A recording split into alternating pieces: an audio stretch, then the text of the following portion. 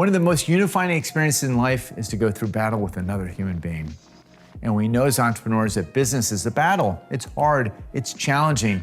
Each day brings its own difficulties. But those trenches can create an unbreakable sense of unity that can be used to bring joy, purpose, and practical benefit to your life and your work. Having a business partner who you can turn to and just be honest with changes the way you approach business. When things are great, they share the joy of achievement. And when things are terrible, they're the one person who you don't have to convince that things aren't as bad as they look. Your partner gets to know the inner workings of the business as well as you do. And when that type of professional transparency occurs, it can lead to a deeper personal vulnerability. We often refer to this as the funeral of the lone wolf. As entrepreneurs, we have a tendency to feel like we need to go it alone. Either we think that it's more efficient to do things ourselves, or we're afraid to let others in on the struggles we have with loneliness, anxiety, depression, and fear of failure. What happens as a result is that we isolate ourselves, and by doing that, we actually open ourselves up to even more dangers and temptations to make things happen in our own strength and limited perspective. In partnership with one another, we had the chance to link arms with someone who shares a relationship with Christ and who wants to see His name glorified in all things. When that motivation lies behind 2 or more people leading a business, there are no limits to where the work can go. Partnership also helps protect us from our own pride and shortcomings.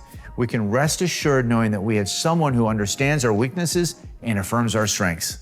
Essentially, we are not alone. But it's messy because relationships are messy, people are broken, and the world can be chaotic. During a recent Faith Driven Entrepreneur Live annual conference, I had the opportunity to sit down and hear Rob Thomas and Jeff Parker tell a powerful tale of deception, confession, repentance, forgiveness, redemption, and all the messy steps in between. On one hand, you have an entrepreneur who finds out that one of his best friends and business partners has stolen 6 figures from the company. And on the other hand, you have a man who's made a series of personal decisions that have gotten completely out of hand. It's the long, tough road of what it looks like to walk through our brokenness and how each of them stores their stories to point others to the gospel. Watch them both share their side of the story and then talk about it together. Rob and Jeff, thank you very much for being with us. Yours is a great story. The podcast that you guys did was generous with your time and so well reviewed. And want to talk about that a little bit. A lot of people haven't heard the podcast. God forbid you haven't been following the podcast, but if you haven't, it's a great opportunity to know more about this incredible story that God's woven in your lives. So I want to give a little context. You guys start this business. It's a media business. You got 24 employees, tens of thousands of churches that are coming alongside you. What was it like to work together with 2 very, very close friends as you get this started and ramping up? Yeah. Well, we started the company in 2003, got to know Jeff right around the same time, and only months later we started working together and started building this company, and man, right from the get-go, I knew Jeff was just not only an amazing guy with a lot of capacity, but a fun guy to work with. And so we just hit it off, and we just did a lot of things. For about 11 years we worked together, and we got to do things like we grew a media company, media resources for churches. We started a distribution company that 7 years later we sold. We did a media magazine essentially that we did for a while. We did a live event that ultimately about 1,000 people started coming to, all serving the church, mainly the creative space. We ended up acquiring a company, and which was great. And probably one of the last huge things that we did together was after 10 years of working together, we finally got to get out of that space that we were in and basically build our own space. And so we bought a building.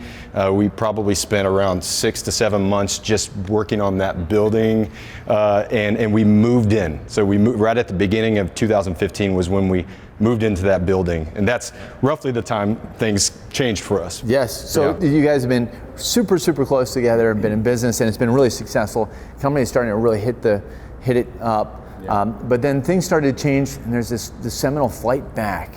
Tell us about when things started to change between you 2. Yeah, so we were on a flight back from a conference. So we went to a Tony Robbins Business Mastery class or session where we were there for a week, and And ultimately, again, we had been working on the building for a long time. I had taken a sabbatical the year before. So it was a time where we're like, we really need to focus on our company again. We're going to start 2015 off with this conference, which is known to be extreme. Yeah. And so we were excited to do that. We did that the whole week, and it was really good. We were just dreaming about the future that week more than we had in a while. Yeah. And then we got on the flight back to Dallas, and I think there was just something in the air for me. This is my perspective at this point. I just felt something was different with Jeff. I didn't know if he was upset or just having a bad morning. So I remember just sitting on the flight. The aisle was here, and I just said, "Hey, are you okay? What's going on?" And he said, "I'm okay. I'm just processing some stuff." And so I thought, okay, he's processing the conference. And I said, "Well, anything you want to share?" And he's like, I will share it. I can't share it right now." Yeah. And so we just kept going, and we went to our houses, and probably about 3 o'clock in the afternoon, I got a text from a guy that we work with who also happens to be in his community group at church. And he basically said, "We want to have a meeting tonight, Rob. We need you to come. Our community group's going to be there, and we need you to bring your community group too." And so right then, I think obviously knew something's going on, something big is happening. And I just remember going, please don't be too big. Don't be too big that something drastic has to happen. And so we gathered in that circle, and Jeff basically started, and he said, "Hey, back in 2008, so this is 7 years before, I went on a trip to Las Vegas with some buddies. We all were eating we were eating dinner together. When it came time for the check, everybody put cash in, and Jeff put a credit card down. He put the company credit card down, took everybody's cash, and he paid for the whole meal and took their cash. So in a sense, he spent company money just on some personal stuff." And so I remember, even as he was sharing that, I remember just thinking, that's okay. And I think that we can let that go. Let's talk it out. But then he proceeded to say that led to about 7 years worth of doing things of that nature, taking money for things from the company when he needed money, because he was over finance and operations. He knew how to do it, and it was probably not too hard to hide it from me, but he did. And so he basically was confessing to 7 years worth of taking money from the company. So talk to us about it from your perspective, Jeff. This is a crazy night. You've got all these witnesses and people you've done life with, your wife, and what did it look like to just confess that?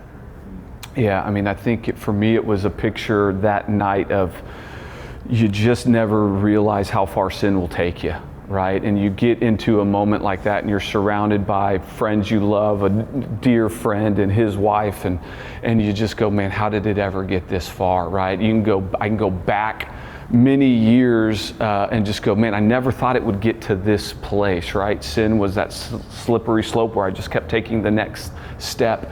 And so, I'd been a believer since I was 13 or 14, and I knew I was forgiven for my sin. It sounds weird, I just didn't know what to do with it. I didn't know that confessing my sin struggles that are naturally going to be a part of my wrestling with the flesh, that's what brings freedom, is when I confess to another human being. And so just 37 years of kind of bottling up all sorts of sin. And by the time I hit specifically 30 in 2008, I just remember feeling like, I'll never get this right. I'll never get following Christ right.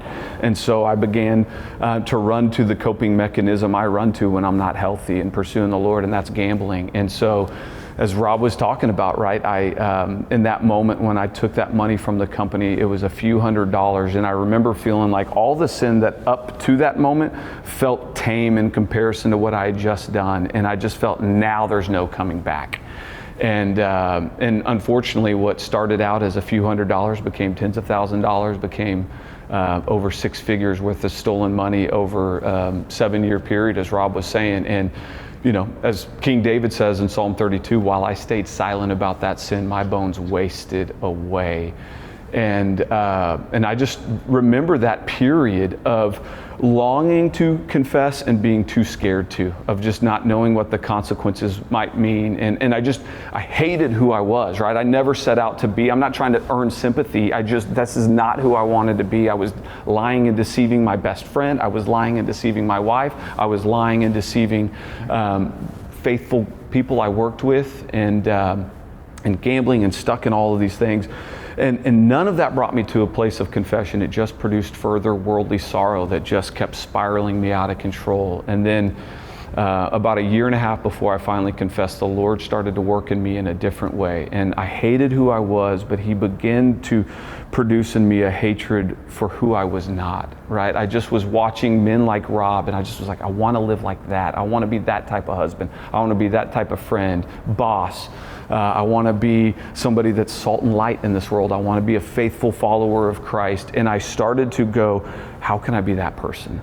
And as he was talking about Tony Robbins, for me, I use the line sometimes that, like, if I thought I was trying to get away from kind of the things I was wrestling with 7 years, I was on the verge of confessing. I was like, it'll be good to just get out of town for a little bit. Maybe I can kind of shove back those feelings. And if the Lord's coming for you, it doesn't matter where you are, He'll come track you down. And so those nights at the conference, I just remember going, I want to be this guy, right? I want to be who I've seen others show me who I could be. And so that night was deeply painful, and yet I knew the faithful step I had to be. If I wanted to be the follower of Christ I wanted to be, if I wanted to be the husband, the father, the friend, I knew I had to confess. Yeah. Rob, tell us what happens next. Well, as I said, when he first talked about the Vegas trip, I thought this is okay. But then when he went on to say exactly how big this was, I think I went numb, and I thought, I don't know how to handle this. I don't know how to process this. And so, just thankful our community was there, and we said, honestly, we hugged that night. Said, thank you for telling me that, and now I need to go process. And so we left, and basically, my community helped me to see, hey, you need to this is kind of considered a crime, and that you need to fire Jeff. And even those thoughts were it was just flowing in finally. I was like, oh my gosh, yeah, that is what happened, isn't it? So there was a sense of betrayal that's hard to describe, but it starts numb is what it felt like. And so the next day we decided some things we needed to do. One thing was, I need to let Jeff go. So Jeff came over, and he expected that, and said, Jeff, you can't work at the company anymore. And now I also need you to come up to the office, and I want you to tell the team. That's going to be, at the moment, I was like, this is going to be a little hard for me to tell the team. I don't even have words for this. And he wanted to do that, which I appreciated. So we came, we saw our team. We hadn't seen them in over a week because we've been gone. And so he confessed it to the team, and he said, this is my last day. And so that kind of started, so that was obviously a very hard season. Some of the other things that we required of Jeff was, hey, here's what we want to do. We want you to obviously, we want to figure out how much money was taken, because even Jeff wasn't sure, because there were so many little things, and he would hide certain things, so even he wasn't sure. So we asked him to do a self-audit. We were going to audit him, and then we were going to find a number and say, that's what you owe us, and you need to pay us back by this date. We did look into, because this was a sin thing, but it was also a crime thing. And so we had to decide, what do we do with that? What should we do? And so this fell in the category of, do we want or should I press charges? And so I got a lot of advice in that, and all over the spectrum. And in the end, because of how Jeff was conducting himself that night, that night he confessed, the last thing he said was, guys, do what you will, and I will follow anything you guys tell me I need to do. And he kept his word. And so because of how he was confessing, he was putting it all out there. We decided this isn't a case where we need to do that. We're gonna do these things. He's gonna pay back. He's gonna, and of course Jeff ended up paying back faster than anyone thought he could. I mean, he just figured it out and found the money and took, sacrifices to basically get paid back by the end of that year. Wow. And so that's, those things happen. And that, for me, that kind of leaves this idea of, okay, but what about the betrayal? What about in my own heart forgiveness? And I know I kind of had a choice. I can I have to forgive him or I have to get bitter towards him. And I know I've heard, we've heard that saying, bitterness is like drinking poison but expecting him to die. Well, that's not going to affect him. It's going to affect me if I get bitter. And so this idea of forgiveness and was something that I thought I have no choice. And really, even Colossians 3, 12 and 13 says that. It says, just as the Lord has forgiven you, so you must also forgive. And so that was the goal. Yeah. That was where we were headed. So that's a beautiful thing. So I think that some amount of people might presume that because you guys are both here today and you're on the podcast, that you guys have this incredible reconciliation. But beyond that, Jeff, you've really run with this concept of forgiveness and reconciliation, and it's at the core of who you are now in your ministry. Tell us about it. Yeah, I would just say one of the defining verses for me as I was just processing through really my whole life, the first 37 years, and then what's been of the last almost 6 years now, was 2 Corinthians 7:10 says there's a sorrow that's according to the will of God that produces repentance leading to sanctification. And then there's a sorrow that is according to the world and it leads to guilt and shame, right? And I'm like, I felt that before about this guilt and shame and how that spiraled me out of control. And then from that forward, I just was like, I feel a sorrow for what I've done. I still do to this day. But it leads me to further repentance. It leads me to want to produce a desire to be a minister of reconciliation, both here and in all of my relationships. And so from the get-go, I was like, look, I want to lay it all on the table. I've tried this confession in bits and pieces before, but I've never tried to lay everything out, and I want to be well, and I want to get well, and I want God to one day maybe use me if He can. And so that was my goal at the end of it, was to put everything on the table and trust that, man, if I would confess it, that He'll know what to do with it from there, and He'll kind of point the ways. And then, from there, as we've sought reconciliation, who better, right, as you seek reconciliation in some of the most difficult of circumstances, typically, God, who's the comforter of all mercies, once He's comforted you in your affliction, you then begin to be somebody who can comfort other people in whatever their affliction is. And so by the grace of God, right, as we sought healing here, as I sought to repair and make amends and seek forgiveness, He's put me in a lot of rooms since then where I could help others do the same thing in completely different circumstances, but with the same kind of brokenness at the end of the day. Too often we hear the story of good partnerships breaking up for whatever reason. Guys who are close friends just going their own ways or having some sort of conflict and not being able to resolve it. And I just want to, you guys are just in such a great spot, of course, to be able to provide counsel to partnerships that are working together but have some sort of challenges along the way. And so what other thoughts would you leave for an entrepreneur that's in partnership right now about handling friction and disagreement and conflict? Yeah. Well, first, I just want to say it's an honor to be here with Jeff. Like, this is the first time we've done this live with someone, and we are friends. We are definitely friends. And for me, the forgiveness piece, forgiveness was something I knew I was called to, but forgiveness is hard. It's hard to fully go through the process of that. Yeah. And so that was that year, the 2015, that whole year was just a hard year. But 2016 started, and that's when we actually met back up with our wives, and Jeff kind of went through a list of all the things that he wanted to own and ask forgiveness for. It took that long before it didn't feel fleeting, where it's like, now I think we're ready to not just talk about the business side of who's paying back who, what are we doing, but now let's work on us.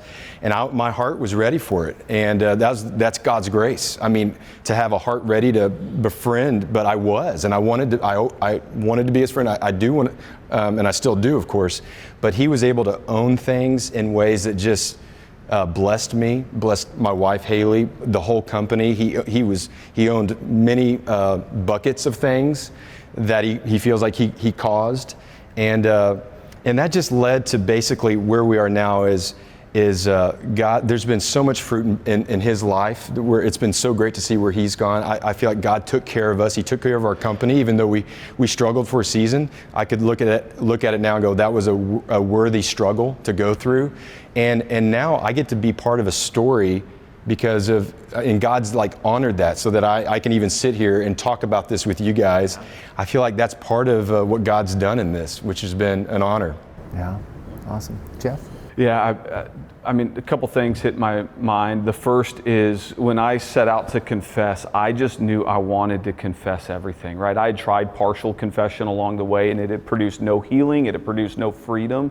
And I really kind of operated with this formula of, hey, if I hold back even 1%, I'll experience 0% freedom. A 99% confession to me would produce 0% freedom. And so I longed to tell it all so that individually, personally, I could be free, right? And then also relationally, I knew 100% confession would be the only way that would allow for real healing to enter in, even into our relationship, knowing that it would hurt and knowing that there'd be a painful season that we'd have to walk through. I still knew only 100% of light shining on what would happen would restore eventually down the road, right? Would allow for forgiveness and reconciliation to enter in. And then I just think one more thing I'd encourage entrepreneurs, because somewhere along the way I got lost in just one of the things I run through my brain a lot is, man, who I am with Christ is more important than anything I'll ever do for him. And I think somewhere along the way I love Ignite, I love what we do as a company, right? Which is equip the church with visuals that are compelling. And somewhere along the line, I made that more important in my heart, right? And I just lost track of my own relationship with Christ. I thought the best way to serve Rob was to dive deeper into the company, when really the best thing I could have done for Rob and our company was to fall deeply in love with Jesus, dwell richly in his word, and not worry about how big the company gets or how big our platform or how many churches we serve. Those are all great things. But when you reverse the order of importance, it can have devastating consequences in my life. Rob's modeled it really well. I didn't. And I got those upside down. And so today, it's like, I don't care what my ministry size is or anything. I just want to be deeply in love with Jesus. The rest of it will take care of itself. So that's a beautiful example. Partnerships are such an incredible dynamic, and I really feel that God sends us out in twos. As an investor, I look to invest in companies that are led by two folks, and I think that it's a real special dynamic. I've had the great blessing and been very fortunate to have 3 business partners in a row that have helped me to know God more fully. I love what you've done as you've modeled and just been, again, vulnerable about the way to handle this iron sharpening iron and then also disappointment. And what you just said there is really important. It's really this responsibility that we have as partners to be able to not just focus on the business at hand, understanding that God doesn't need our business to succeed. He took 5 loaves and 2 fish and fed 5,000, so he doesn't need our success. He wants us. And the dynamic that you're speaking to right there about the role that a partner can play in helping their partner grow closer to Jesus. And let's stay focused on that as the number one. And then once we have that, then an expression of our gratitude can be doing this business together. But let's not get them backwards. Such an important message for us all to hear. Thank you very much, both of you, for being in here. Jeff and Rob's story is so very powerful. For so many reasons, relational fallout happens all too often in business, whether you're a faith-driven entrepreneur or not. So what do we do? Perhaps this session has convicted you to go back to previous partners you've worked with and mend relationships. Or maybe it's important that you take this opportunity to determine if there are any seeds of dissension that have already started in your current relationships. Whatever it might be, use this as a catalyst for you to pursue partnership in a redemptive way. Now, spend some time in your group talking about this session and how it relates to the journey you're on. Open yourselves up to learning from one another. Be open and honest with each other. What you get out of this time together will only be as rich and edifying as what you put into it. Blessings on your time.